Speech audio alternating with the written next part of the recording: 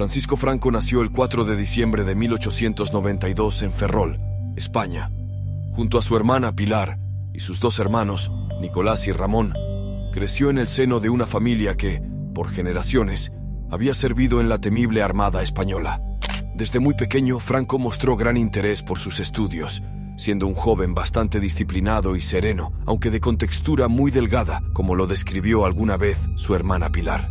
A pesar de su seriedad, el joven Franco gozaba de una entrañable relación con su madre, María del Pilar Bahamonde, una mujer austera y muy devota que le inculcó el amor por la tradición, las buenas costumbres, la fe católica y la importancia de la Iglesia en la sociedad española desde pequeño.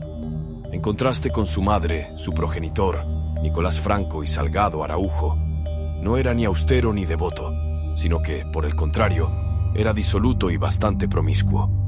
Ambas características que el joven Franco rechazó durante toda su vida, pues las consideraba extremadamente perniciosas. En 1898, lo que antaño había sido el poderoso imperio español, había quedado reducido a un puñado de territorios de ultramar. Tras la derrota sufrida en contra de los Estados Unidos durante la Guerra Hispano-Estadounidense, España perdería su soberanía sobre Cuba, Puerto Rico y Filipinas.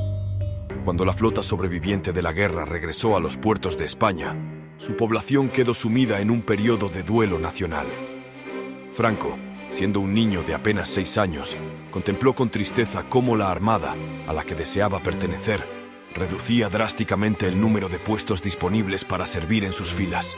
En 1906, a consecuencia del declive de la Armada Española, Franco, de 14 años de edad, decide emprender su carrera militar en el Ejército de Tierra de España, enlistándose para ello en la Academia del Ejército de Toledo. Durante sus 4 años de formación militar en la Academia del Ejército de Toledo, Franco fue víctima de las burlas de sus compañeros, pues aún conservaba la fragilidad y delgadez propia de un niño. De hecho, los instructores de la academia se vieron obligados a fabricarle al joven Franco un rifle de entrenamiento lo suficientemente ligero como para que éste pudiese cargarlo. Finalmente, en 1910, consigue graduarse en la Academia del Ejército de Toledo, consiguiendo el puesto 251 de un total de 315 graduados de su promoción. En la década de 1910, las Fuerzas Armadas de España se encontraban saturadas de oficiales, por lo que las oportunidades para progresar y alcanzar la gloria en la carrera militar eran escasas.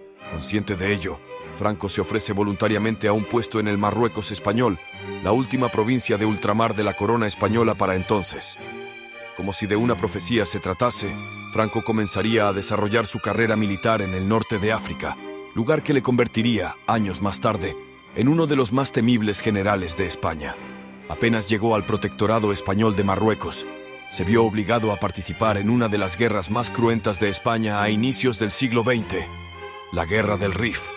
Una guerra brutal que libraba España contra las tribus rebeldes en las montañas del Rif, Marruecos.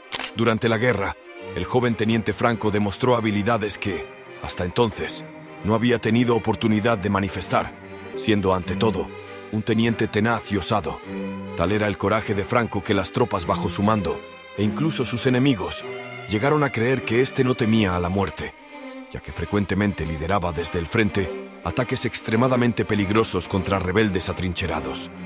El 28 de junio de 1918, víctima de su coraje excesivo, recibió un disparo en el abdomen mientras se encontraba luchando en Marruecos.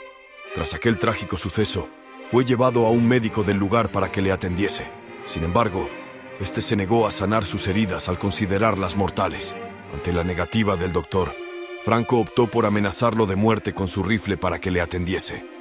Como era de esperarse, el médico cambió de opinión y ordenó su traslado al hospital de campaña. Contra todo pronóstico, se recuperó por completo de una herida mortal, ganándose con ello el respeto de las tropas nativas del lugar. En octubre de 1920, Franco fue designado segundo al mando del Tercio de los Extranjeros, una legión extranjera española que había sido recientemente fundada por el teniente coronel José Millán Astray. Los integrantes de esta legión se caracterizaban por su efectividad, coraje y brutalidad en combate, todas características presentes en Franco. 3 años más tarde de haber sido nombrado segundo al mando del Tercio de los Extranjeros, Franco se convierte en el nuevo comandante de dicha legión. Al poco tiempo de su asunción, la Legión quedó imbuida con sus habilidades estratégicas y administrativas. El 3 de febrero de 1926, tras una exitosa campaña militar en Marruecos y contando con apenas 33 años de edad, Franco sería ascendido a general de brigada, convirtiéndose en el segundo general europeo más joven de la historia contemporánea, un hito que solo Napoleón Bonaparte había cumplido antes que él. Sus hazañas militares en Marruecos lo habían convertido en casi una celebridad, llegando a interpretarse a sí mismo en una película de 1926 llamada La Malcasada, en la que actuaron muchos líderes políticos e intelectuales de la época, incluidos el fundador de la Legión, Millán Astray, y el jefe de gobierno y dictador de entonces, Miguel Primo de Rivera. El 14 de abril de 1931, tras la huida del rey Alfonso XIII y la posterior proclamación de la Segunda República Española, Franco contempló impotente cómo los valores y costumbres de la España tradicional, bajo los cuales había sido criado, se derrumbaban ante el avance de los movimientos políticos prorrepublicanos y de izquierda. A pesar de su escepticismo hacia la democracia de partidos y el sistema republicano antimonárquico, y tras la celebración de las elecciones generales de noviembre de 1933, Franco sería designado por el nuevo gobierno conservador comandante en jefe del ejército. La victoria conservadora en las elecciones generales de ese año había desatado la ira de los sectores de izquierda. Alzamientos y revueltas ocurrían con frecuencia en las calles de España. En 1934, tras el estallido de una insurrección socialista en la región de Asturias, el entonces general Franco haría gala de sus habilidades como líder. Para apaciguar la revuelta, comandó a la Legión del Tercio de los Extranjeros hacia la región sublevada. Franco logró su objetivo, no sin antes herir y matar a alrededor de 2.000 manifestantes. En febrero de 1936, la coalición Frente Populista, constituida por socialistas, comunistas y anarquistas, obtuvo la victoria en las elecciones generales. El nuevo gobierno se encargó de alejar a los generales conservadores de los centros del poder, por lo que Franco sería enviado a Tenerife, en las Islas Canarias, a 2.000 kilómetros de Madrid. A pesar de estar fuera de la España continental, Franco estuvo vigilado, en todo momento, por el gobierno del Frente Popular. El 17 de julio de 1936, estallaría la Guerra Civil Española mediante el alzamiento militar que lideraban los generales Mola, Sanjurjo y Franco. Este último había permanecido reacio a unirse al movimiento de insurrectos, pero, tras el asesinato de José Calvo Sotelo por la policía republicana del Frente Popular, sus dudas se disiparon. En septiembre, 2 meses después del estallido de la Guerra Civil, Franco, junto a las experimentadas tropas del Ejército de África, ya se encontraba en la España continental, gracias a la intervención de las fuerzas aéreas de la Italia fascista de Benito Mussolini y la Alemania nazi de Adolf Hitler. Ese mismo mes, Franco, aunque contrario a ello en primera instancia, fue nombrado por los generales del bando nacional, generalísimo de todos los ejércitos y jefe de gobierno del nuevo Estado español.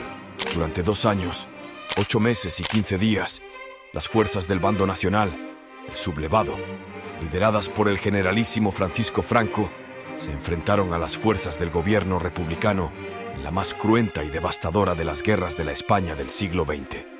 Así, el 1 de abril de 1939, la Guerra Civil Española llegó a su fin, concluyendo con victoria para el bando nacional. Esto último marcó el final de la Segunda República Española y el inicio de la dictadura de Francisco Franco. Tras la firma del último parte de la Guerra Civil Española, por parte del generalísimo, ahora autoproclamado caudillo y regente del trono de la Corona de España, Francisco Franco daría inicio a un periodo de gobierno tan extenso como dictatorial y represivo. La dictadura de Francisco Franco se caracterizó esencialmente por su escasa tolerancia hacia la disidencia política, así como por el castigo severo de la misma.